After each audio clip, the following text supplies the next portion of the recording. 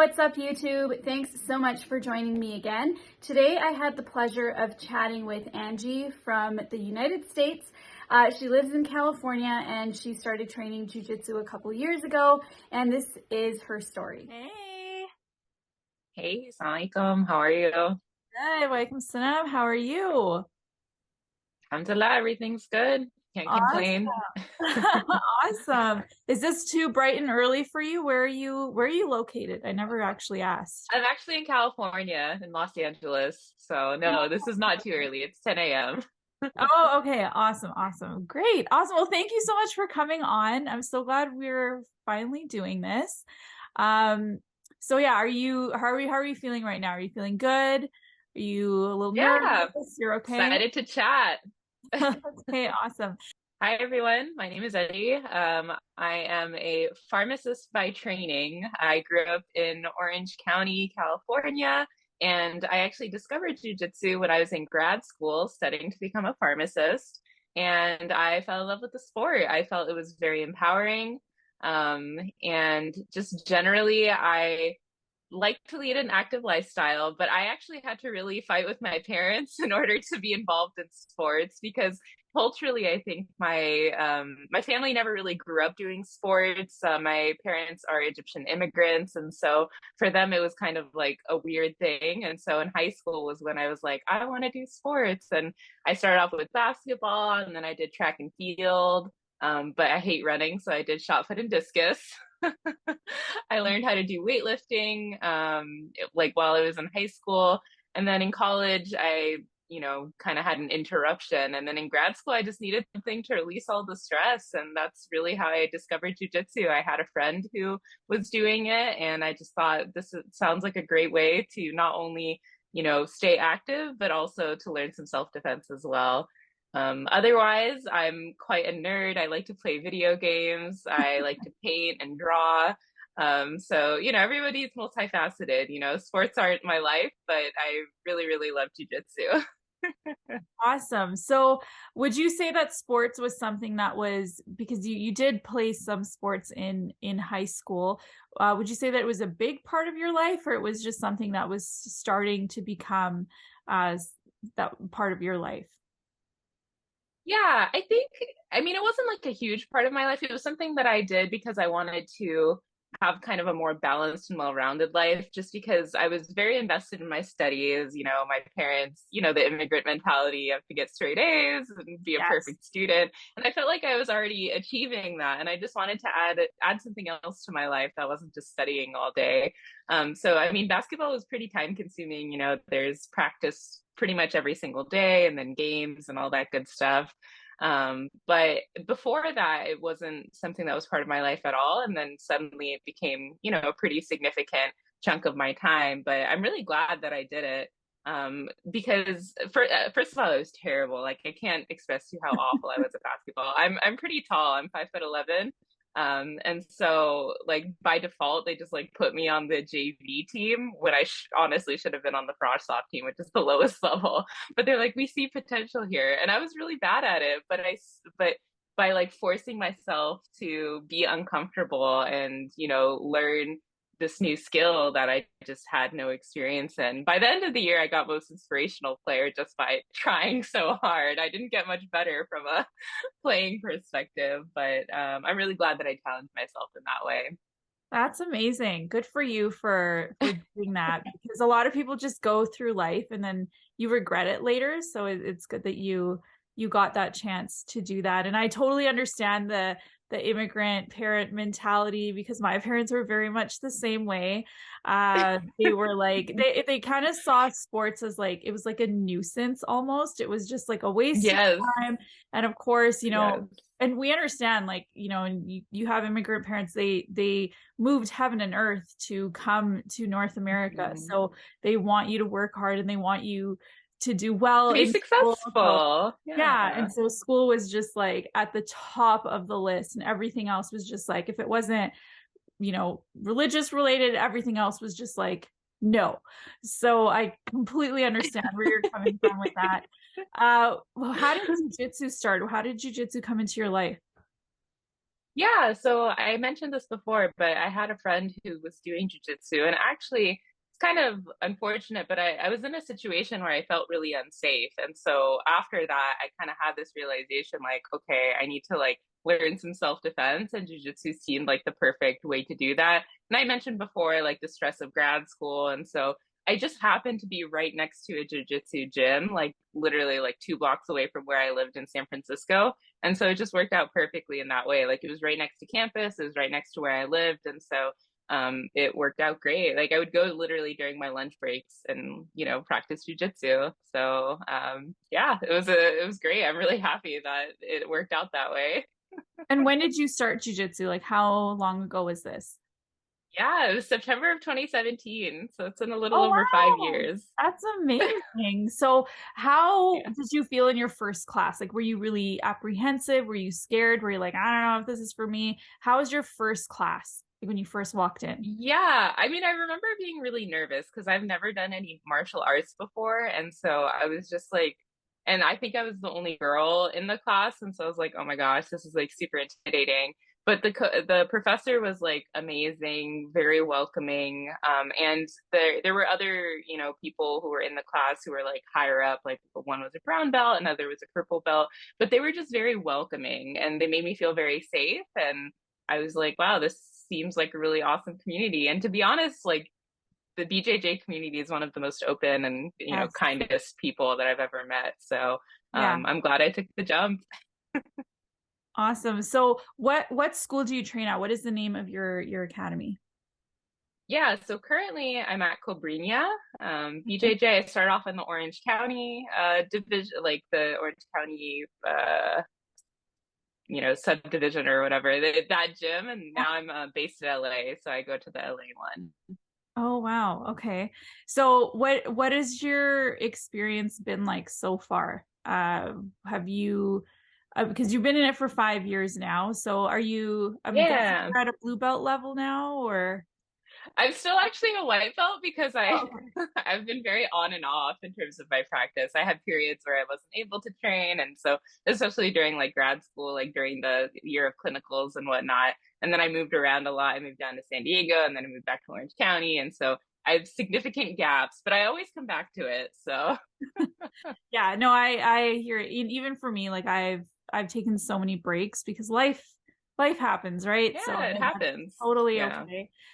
So how has your experience been like so far? Like what is your training regimen like? How often do you train? What are your highs and lows on those days?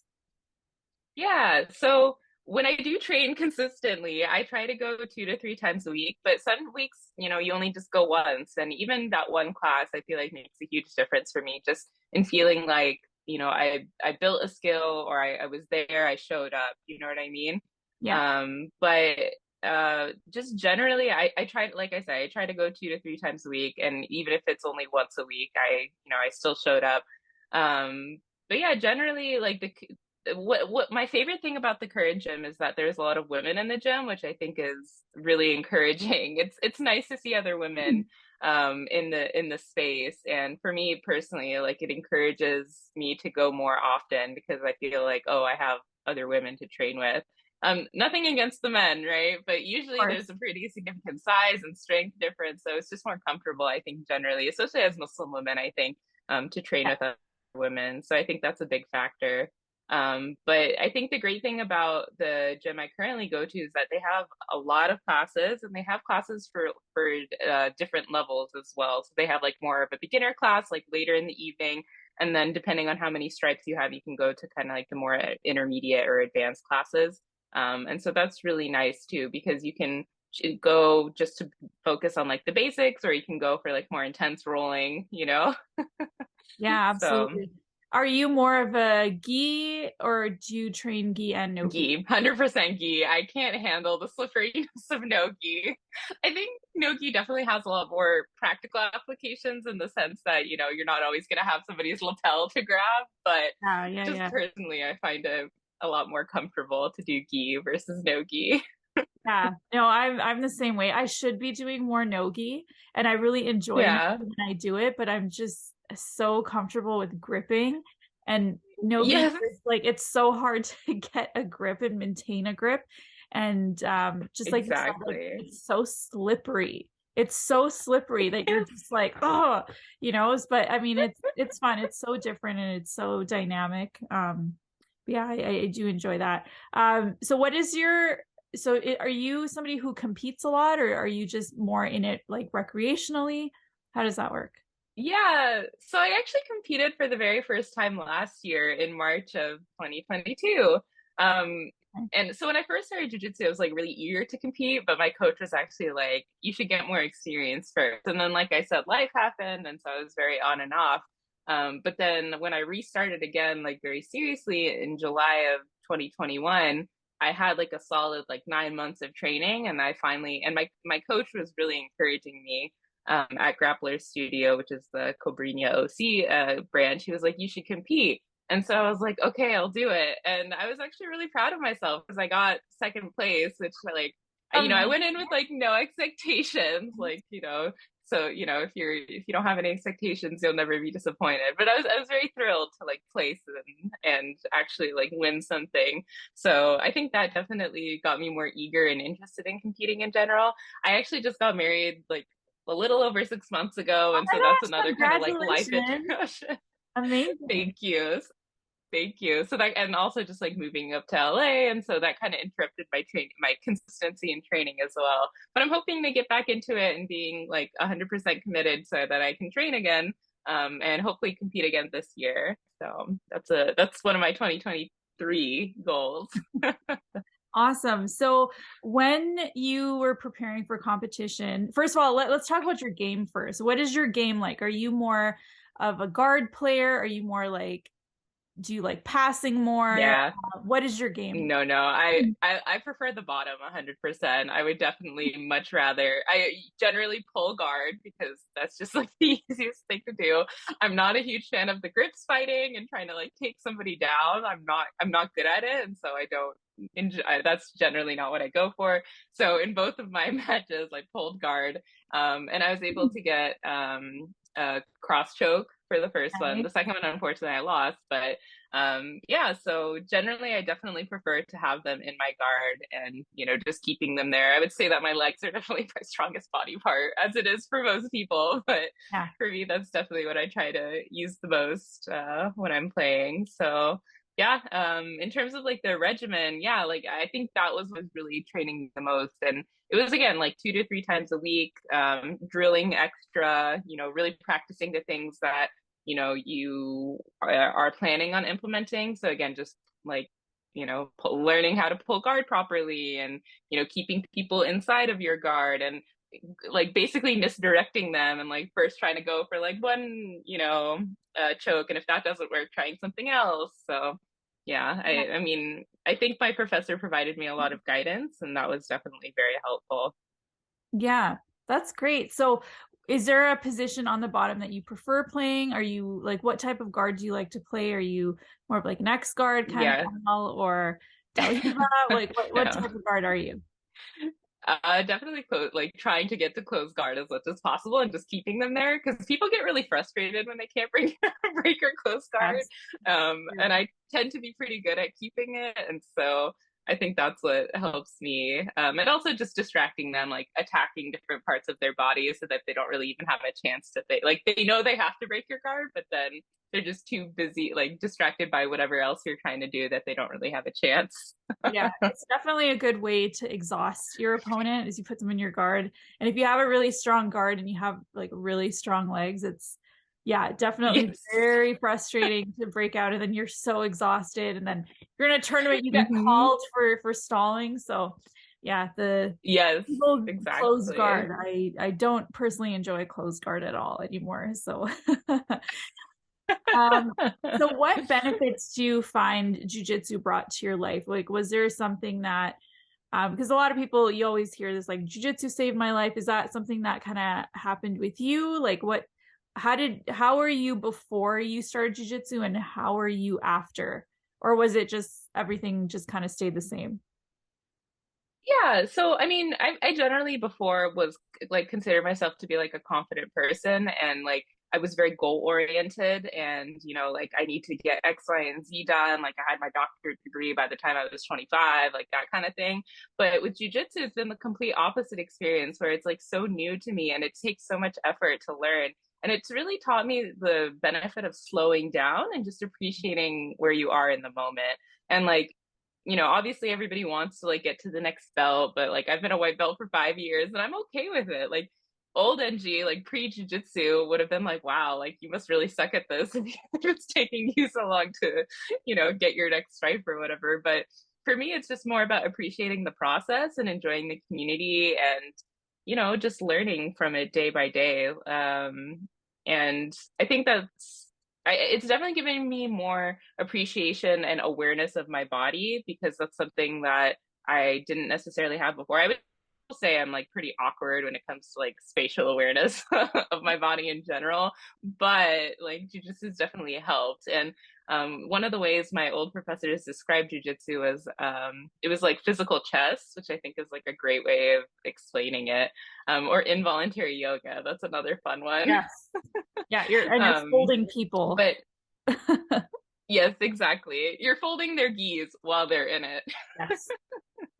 But I think I'm just enjoying the process and like enjoying the community and trying to take it a day at a time, and not really training with the goal of, I mean, I am eventually, of course, I would like to, go as far as possible, but also recognizing that it's a lifelong journey and just appreciating where you are with it. So I think that's the biggest lesson that I've taken from jiu-jitsu. Yeah, I completely agree with that. And I think like the slowing down aspect and just enjoying the journey is so important, because we get so wrapped up in like, we look at other people and we're like, I started with that person and now they're here and they're competing and they're doing all these things. But really it's a really great way to look at yourself internally and just really, it's like kind of looking in a mirror. And I think that's the nice thing about individualized sports, is that you're so focused on yourself, and that's kind of how it should be. Is you should be kind of like focusing on where your growth. Yeah, exactly. So and that's something that like I know for me is I always have to constantly remind myself of that, because I'm a academy owner and I put these expectations on myself. So I'm like, I'm supposed to be like the best in the academy and I'm not. Like I go to very dark places. So that's a really good point. So whoever's watching this, if you need that reminder, it's good to just slow down and just kind of like focus on yourself is really important. Yes, it's you versus you, not you versus anybody else. Exactly. Yeah. So you mentioned that there's a lot of women that train in your gym. That's really cool to hear, because that's, I think, across the board, that's kind of like the complaint of a lot of jiu-jitsu schools, is there's not enough women that train. But you are in California, so there's like a jiu-jitsu gym, as I understand, on every street, and it's like there's a lot. It's great. I have to admit, it's definitely booming in California. So I've lived in 3 different cities, or I guess 4 at this point. I was up in San Francisco when I started, then I moved down to San Diego, and then I went back to Irvine, where my parents are in Orange County, and now I'm in LA, and I've never had an issue finding a jiu-jitsu gym. So that's definitely a big plus. Yeah. I know a lot of people, because I'm in Canada, so a lot of people will go to vacation down there and they'll just gym hop. Like they'll just go to gyms, and there's so many high level jiu-jitsu players in California, and all like the amazing gyms are there. So you're in like the best. If anyone here is in California, like you guys have no excuse. There's literally jiu-jitsu everywhere. Yeah, 100%. Agreed.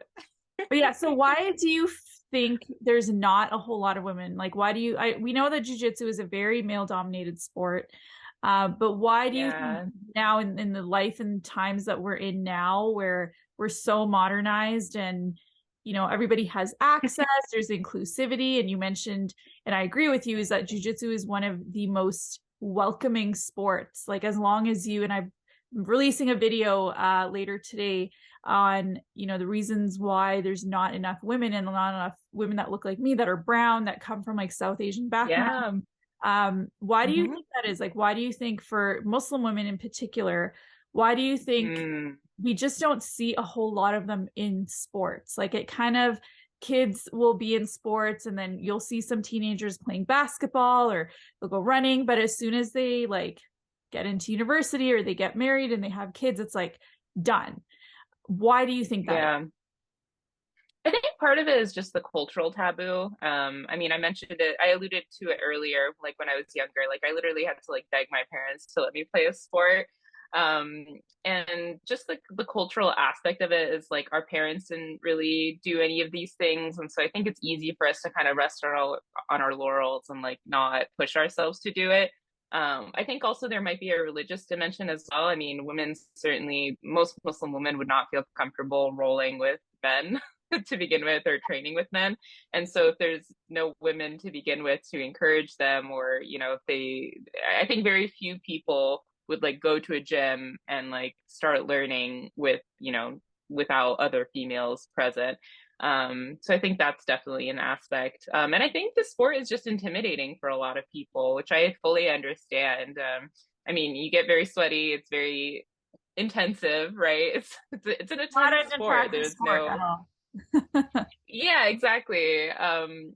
But I think the benefit, like you don't really recognize the benefits of it and see the beauty of the community until you're in it, right? And so I think as Muslim women who are brown, like it's incumbent upon us to encourage other Muslim women, you know, and try to bring them into the fold. And, you know, just being their buddy at the beginning and getting them more comfortable with the idea, I think is a really effective way. So just peer-to-peer connections and, you know, getting people involved in that way. And even like, you know, in an ideal world, like hosting events at like Masajid, for example, that would be like a really awesome way. Like I know that within my Muslim community, for example, it's definitely like a lot of the brothers like are into jujitsu, and like, you know, when I mention that I do jujitsu, they're like, oh, that's super cool. And so I think just having like a supportive community to begin with could be really helpful. And so, you know, the more conservative Muslims and more conservative communities in general, I think are just not as conducive to, you know, facilitating that.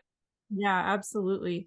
Did you have any pushback from like community members or friends or family when you started jujitsu in particular? Were they like, why are you doing that? My parents thought it was so weird. They were just like, wait, so you pay money to go and wrestle with sweaty men? Like, why? Yeah, yeah, totally. But I think when they saw me compete for the first time, they were actually like super proud of me, and it was their first time seeing me in like action, and they're like, wow, actually, like I think they were proud of me. Like they didn't know how to verbalize it, but I think that, you know, they still don't 100% get it. Again, like the whole immigrant, you know, aspect of it, I think, and it's just not something that they've seen other Muslim women do. But you know, we're here to break barriers and encourage others to do the same. Yeah, absolutely. And so how do you stay motivated? Because of course, you know, like we all go through life. There's struggles, there's, you know, there's COVID, Yeah. there's days where Yeah. you don't feel like training. How do you stay motivated and yeah, how do you deal with that?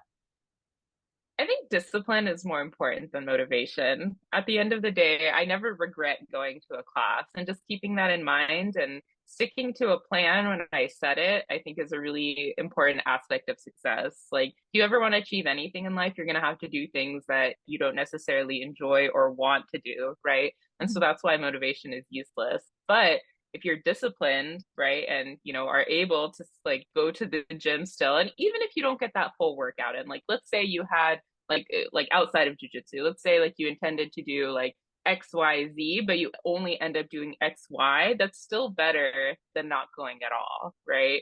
So yeah, I think at the end of the day, just life has taught me that, you know, success is achieved through discipline and not necessarily motivation. Yeah, I think absolutely. though also having friends who keep you accountable, and also like the professor, like when I wouldn't show up for a week or two, my professor would actually like message me and be like, where are you? So that actually really helped too. So having that accountability aspect. And I think, you know, just encouraging our teammates and each other to go. Because like I said, I never regret going to a class. Yeah, that's so true. Being disciplined is so important. And you're right. You're never always going to be motivated. It's if you tell yourself, okay, no matter what happens, I have to make these two classes work, 2 classes a week. Yeah. it a little bit easier. I know for me, I recently got really sick in November and I had a really good training schedule and I was like going like 5 days a week and I Consistent. worked it out and Yeah. I was very consistent. And then I got sick for like a month. Mhm. And then when I Oh, returned wow. after a month, I was like so sloppy. I was gassing out. I was getting so tired. So for me, that's my motivation is if I take any time off, and you know this as well, you take time off, it's like you feel like you're starting over and you're just like, get Yeah. myself through this, right? And then you have to just kind of like talk yourself back into it. But that really hit me hard when I took that 1 month off, and I was like, I was doing Yeah. so well, I was making so much Mhm. progress, and then now I feel like I'm at the bottom again. So rehabilitating that was it's been a little bit It's rough tough. in my brain, yeah. So do you train in Ramadan? That's a great question. I've never trained in Ramadan actually. Ramadan in general is just really tough on me because of the sleep deprivation aspect. And so I don't really have any advice or insight on the, I mean, obviously fueling yourself properly, all that good stuff. And I think also training right before you break your fast is probably the way to go, just because you're less likely to suffer the rest of the day if you just push yourself for that 1 hour before iftar. I think you can then rehydrate and refuel. Yeah, absolutely. That's what most people who I think do intense sports try to do. They try to either do it like super early or super late in the day. Yeah, I find it really tough to do like the morning class in Ramadan. Like there's absolutely, Yeah. and just like I am a morning person, but it's cold Yeah. in Canada. It is so cold in the It mornings. is cold. Getting out of bed and leaving your house that early to go put your gi on and your like no gi stuff, it's just not pleasant. I have done it a few times and I'm like, I hate this. And I have a rule because my kids also train jujitsu. So I have a rule. I only go to the MashaAllah. academy once a day. If I'm there in the morning and in the evening, it just Mm. kind of messes with my brain cells. So Yeah. I only go there once a day, and not more than that. So do you do any supplemental training in the gym? Like, do you do weightlifting? Do you I pay do. your nutrition? What does that look like for you? Yeah, so I actually have a personal trainer that I work with. He's really awesome. And basically, he designs like a full body workout for me to do. And so, what I try to do is I try to do like one or two classes of jujitsu a week and then one or two full body workouts as well. And so, I think the full body workouts really help just like with my strength and building the endurance, right? I mean, jujitsu is very cardio heavy, and so I try to rely on jujitsu to be my source of cardio. Because to be honest, I will never volunteer to run or do any kind of cardio outside of like a sport. To be honest, and so I really just focus on the weightlifting and the weight training, and I think it's just a good way to diversify, the type of exercise that you're doing. And in general, strength training is super important for women because, we begin to lose bone density after a certain age. Most of us are vitamin D deficient as well. And so, weightlifting, I think, is really crucial for us to maintain that and stay strong and capable. Just the fact that I'm able to like walk a mile to Trader Joe's and carry all my groceries back that are super heavy, I think is super empowering. And it's only because I try to lead an active lifestyle and weightlift that I'm able to do that. Absolutely. So do you a lot of women don't train jujitsu, just coming back to this, because they feel like Mm-hmm. they need to, or people in general, it's not just women, but as a Yeah. owner, I always hear people say, like, they come in, they do their free class and they're like, well, I'm not really ready for this. I need to like lose some weight. I need to like build my endurance. That's always one of the excuses that we usually hear from people. And I know with Yes. my friends Yes. as well, like I've tried so hard for years to get my friends into jujitsu, and they're like, I'm not ready yet. I'm not Yeah. ready enough. Do you think coordination and having all like prior experience, I guess, is necessary for jujitsu? Not at all. It's something that you learn through the sport. I mean, when I started, I was rapidly gaining weight because I was in grad school. I was just so busy. But honestly, like the coordination, the muscle strength, the endurance, all of that is something that you gain a byproduct of training. And so I think it's actually like it's false logic to say that you need to have all of that in order to train jujitsu. It's actually the opposite. Like you learn all of that by doing the sport. And that's why I encourage people to do it. Like you'll become more coordinated, you'll lose weight as a byproduct. I mean, each Yes. workout is like 600 calories. Like that's a lot. I mean, for most people, like that's, a whole meal that you could eat in addition. Or like, if you're, as long as you're in a deficit, you're going to lose weight. And so by doing jujitsu, it's definitely something that will help, that it'll support your weight loss goals if that's something that you're looking for. Just be careful not to overeat eat all that back in carbs. Yeah, absolutely. I know. I always tell people, like, you don't have to eat rabbit food, you don't have to do these things, but don't eat a cheeseburger right before class, because someone did do that once and they threw Right. up, and I was like, no, you don't do that. God. Nutrition is important. Yeah, I definitely don't eat right, but like an hour before class. I think that's a recipe for disaster. It's You want to keep it light and Yeah. then eat afterwards. Yeah, absolutely. So what advice would you give to someone who is wanting to try jujitsu? And the whole point of this was to get more exposure to women, because a lot of women, I guess, and especially hijab wearing women, or women that, whether they wear hijab or not, they, for a lot of Muslims, we have parents and we come from cultures, and we kind of carry that cultural baggage as we grow older, as you said. Mm-hmm. So what would be your advice to somebody who's kind of struggling with that, and they want to do this, but they're kind of on the fence, so they're kind of feeling guilty because they're Muslim, and our cultures, they kind of dictate what our life should look like a little bit differently. Should look like. Yeah. What would you say to women that are struggling with that? Yeah, I mean, just do it. That's what I ended up doing. I just went against all of that cultural baggage and the discouragement of my parents and the people around me. And I just did it. And I'm really thrilled that I did, because I gained so much from it. I think it can be really uncomfortable, especially at the beginning. If you know somebody, like if you're lucky enough to know Zenab in real life, and, say like, hey, Zenab, can I like come and try a class? Like, we would welcome you with open arms. Like if one of my friends was like, hey, I'm like really interested in jujitsu, but I'm scared, I'll be like, I'll go with you. Like, I just want you to try it. And so I think building that community and building that support. And like I said, hopefully we can reach that point in the future where we're actually having classes for women at our, religious and community spaces, to get more people into it. Cause I think that, the cultural taboo aspect, it's a really strong one that discourages a lot of people from it. But even just knowing one person can make a huge difference, and just bringing one person to try it.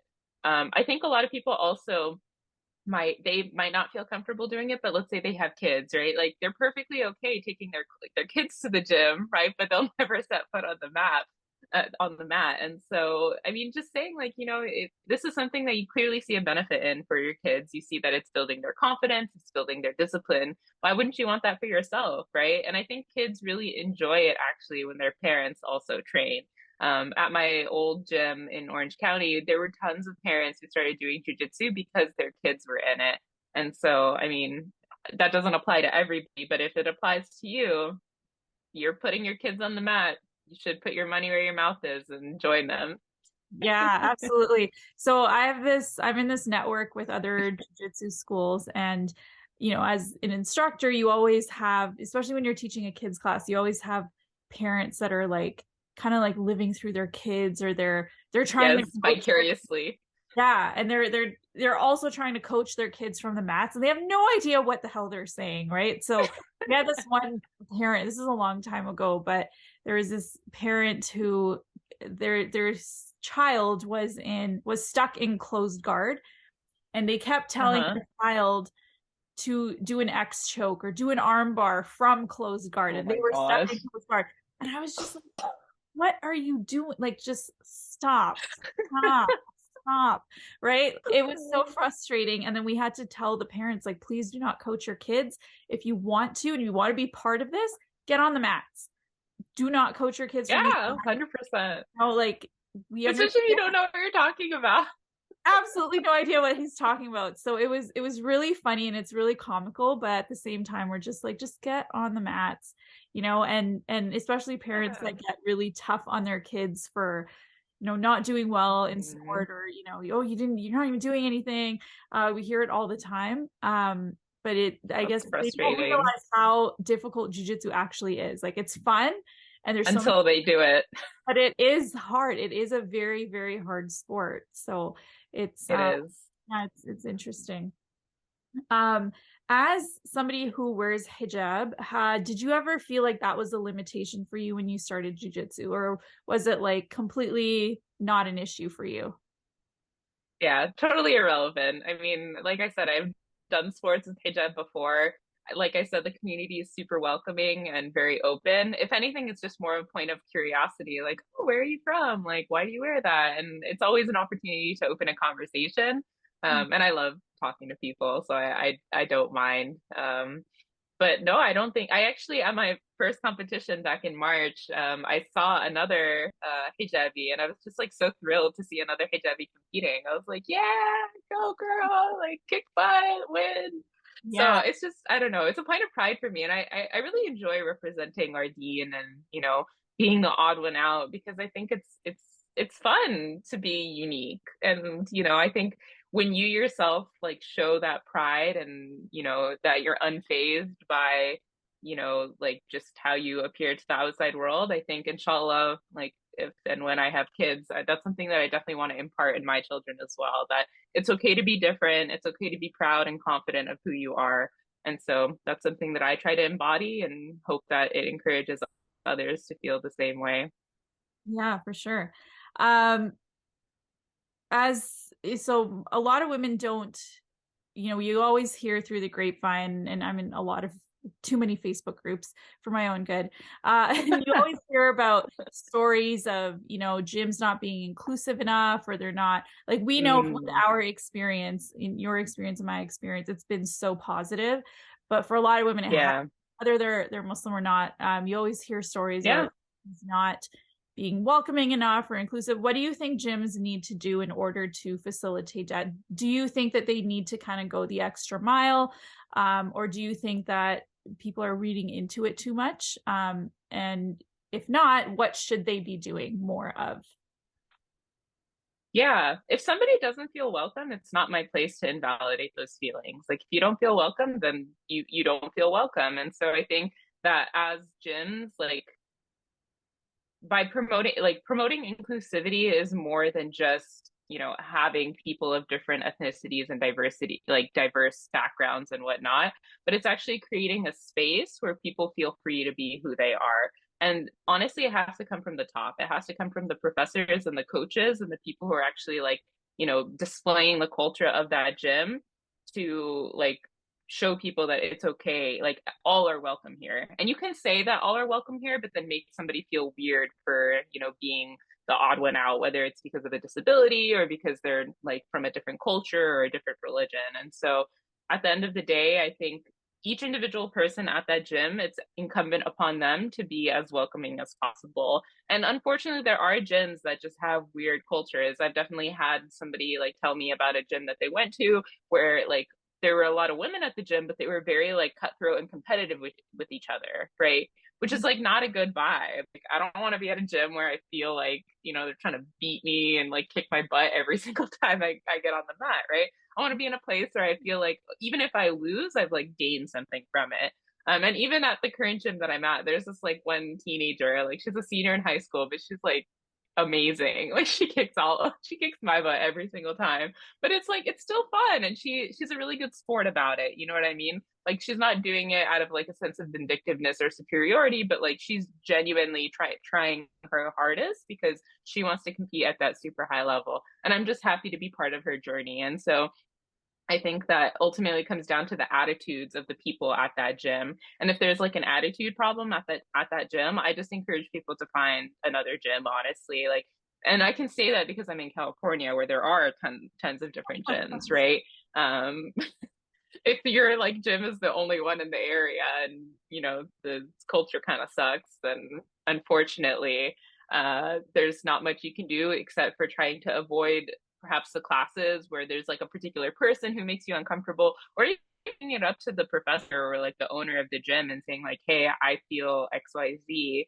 And hopefully they're open and actually want to work with you to make it a more inclusive and welcoming space.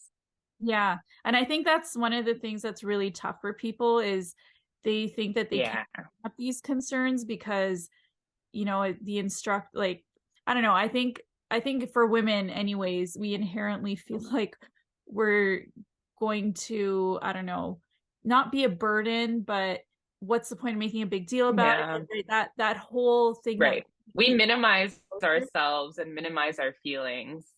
Yeah, exactly. So I think that's, and I've seen this in martial arts a lot, not in my academy, but in some of the Facebook groups that I'm in. A lot of women that because there's a person of authority as like a professor, you have to do exactly what they say. And if you don't, then you're being disrespectful when it's a martial arts. And that's where a lot of women feel like, you know, they can't say anything because they might upset someone or they're being disrespectful in some way. And I always tell people, like, if at all you're feeling uncomfortable, like, just say so. Just, I don't know what. Yes, verbalize it. Exactly. So that's really important. What type of sports hijab do you wear when you're training jiu-jitsu? Because I know that's been an issue. I get so many DMs from women. They're like, where do I find the best sports hijab? And they are really tough to find. And inshallah, I am planning on putting one on the market. And I love asking women. Oh, exciting! What they use and how they train with a hijab. So what do you wear when So I use these like really dinky cotton hijabs, like just like the pull-on ones from Egypt. Like they're not like a special sports material, like literally they're just cotton, but I mean they're very breathable, so it works great. And like I said, it's just like a one piece kind of like throw it on and I'm ready. So it's kind of like this, which is like the undercap, but it just goes all the way down to like your neck basically. And that works really well for me. I mean, I have multiple colors. It works great, super cheap. I recognize that not everybody has access to something like that. I know there's like the Nike sports hijab. Lululemon actually just dropped a new one, which I think is really interesting. But I think that one is just too much fabric. I think the name of the game when it comes to jiu-jitsu is to have as minimal fabric as possible around your neck. And so that's why I think the pull-on ones work really great for me because they literally go down to like here. So it's like not that much fabric. So you can like tuck it into your, undershirt or whatever. Because obviously if you're doing gi, you have to wear a rash guard. So just tucking it into your rash guard works great. Yeah, I know that was such an issue for me in the beginning. And I've tried so many hijabs. Like I have one from probably every company and I've just been like testing them out and trying to figure out which one's good. And inshallah, I really hope that I'm able to bring a good hijab to the table so that women can. I'll be your first customer, Zenab. Inshallah. All right, so we are nearing an hour here. So before we get to our rapid fire questions, do you have any last words on jiu-jitsu in general for our viewers? Anything? Yes, absolutely. I just encourage everybody who's watching, if you're not already training jiu-jitsu, you absolutely should. It's an amazing community. I've started following Zenab back in 2020 because I was just so excited to see a female Muslim jiu-jitera, a role model to follow. So follow her on Instagram if you don't already. But just in general, like I think taking the plunge, I know it's really intimidating. I know it can be really scary. If you know somebody who does do it, definitely join them. Because having a friend in your first class definitely makes a really big difference. It definitely lowers the intimidation factor a little bit. It's a hard sport, but it's 100% it. I think the benefits from a physical, mental, just everything perspective far outweighs any price that you could put on it. So just do it and reach out to both of us if you have any questions. So where can everybody find you? I will add it to like when I edit the video. But I'm not a public account or is it private? I can't remember. It is public. Yeah. So it's at Dr. Engie Benji, ENGIE BENJIE. Engie Benji actually was my video game username. Oh, okay. So, Awesome. What kind of video games do you yeah. play? Just out of curiosity. Yeah, so right now I'm playing a lot of Pokemon because I just really love Pokemon. But otherwise, I grew up playing a lot of Final Fantasy. Kingdom Hearts is probably one of my all-time favorite games. It's like a mashup between Square Enix and Disney. I played a lot of Diablo 3 and Diablo 4 is coming out, and then Zelda is another all-time fave, and Breath of the Wild 2 is coming out this year, so I'm very excited for that.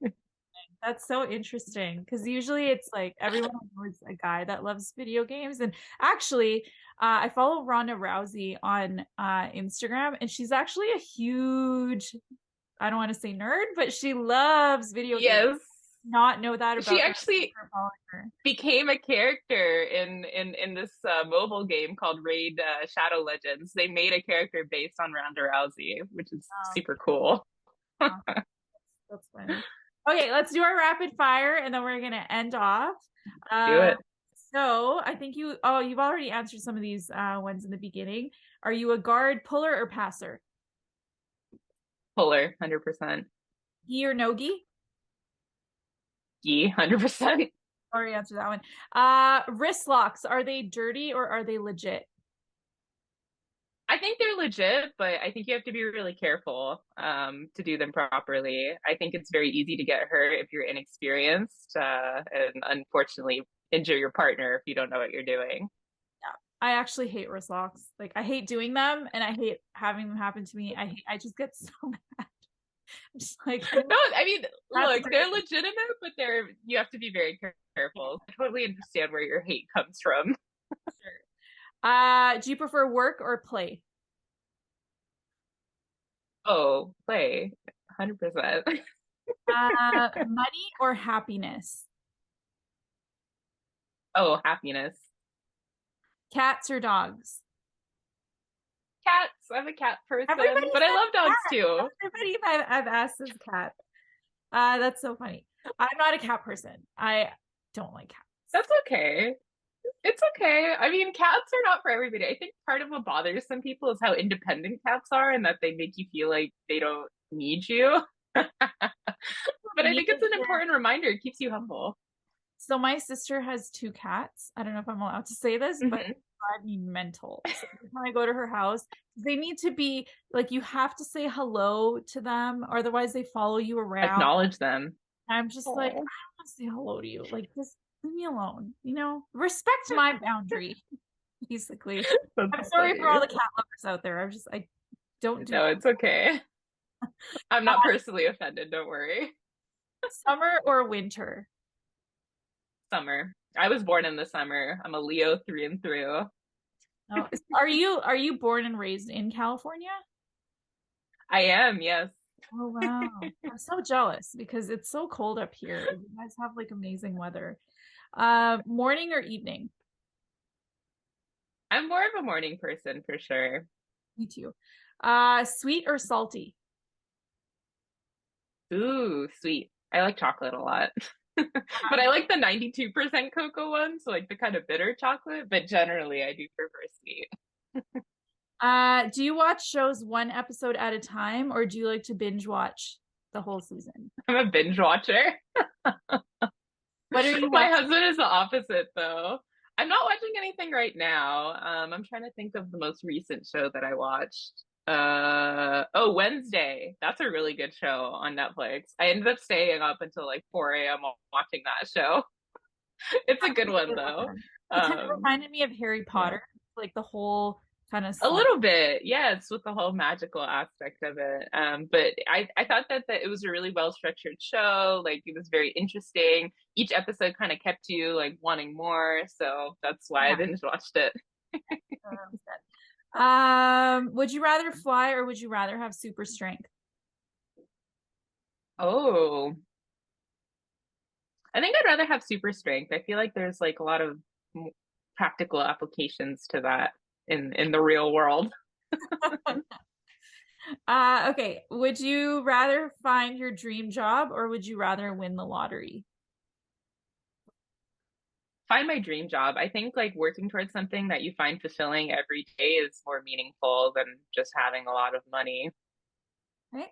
Um, do you prefer physical strength or mental strength?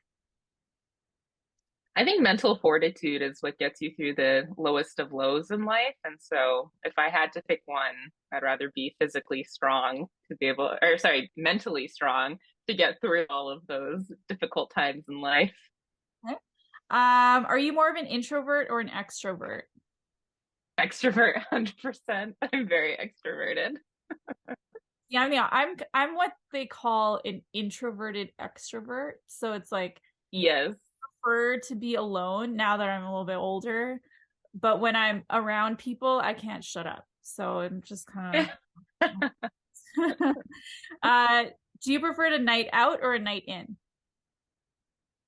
Ooh, I think I've changed. So I used to definitely be like night out 100%, but now that I'm like older and like working and just don't have the energy I used to, I think a night in I feel recharges me and prepares me, to feel more rested.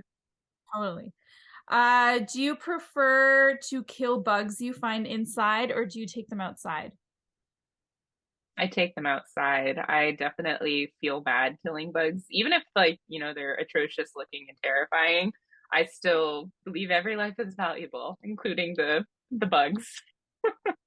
Opposite. I'm like, get that out or kill it. Die now. Die now, basically. Yeah. Do you prefer driving or flying? Oh, I hate flying. I'm actually a very like nauseous flyer. I'd like, but if I'm driving, I'd rather be the one driving than like in the passenger seat. Okay. Where am I? Are you more of a thinker or a doer? I would say doer. Doer. Okay. Do you prefer fresh food or fried food? Oh, I really like salad, so I'll have to say fresh food. I mean, fried food in moderation, like in like appropriate quantities, because I think it's very easy to feel like just gross if you eat too Yeah. much fried food. Yeah, I'm like that too. That's like Ramadan for like I'm Pakistani. Yeah, I Oh don't understand oh like my gosh. pakoras and all that stuff. I mean, they're delicious, but I can see why people gain weight during Ramadan if all you're eating are pakoras and other fried foods. Yeah, it's just so heavy, like just the heaviness, and you Yes, crave it. Like it's like a Ramadan type of food that you only eat in, absolutely. but it's like we only do it on weekends. Like I can't do it like every day. Yeah, that's Every, that's every smart. So I'll only do it like on a weekend if I'm feeling adventurous.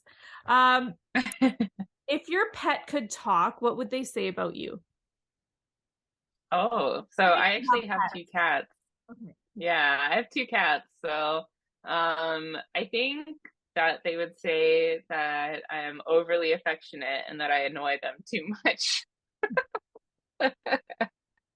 Are you one of those like, come here, I need to squish you? Yes. So one of my cats, he's like extremely antisocial. Like I've literally never met a more antisocial cat. He tolerates me petting him, but as soon as I like pick him up and try to like cuddle him, he like immediately is like, get me out of here.